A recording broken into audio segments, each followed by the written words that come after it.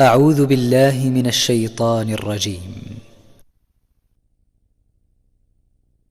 أفتطمعون أن يؤمنوا لكم وقد كان فريق منهم يسمعون كلام الله ثم يحرفونه من بعد ما عقلوه وهم يعلمون.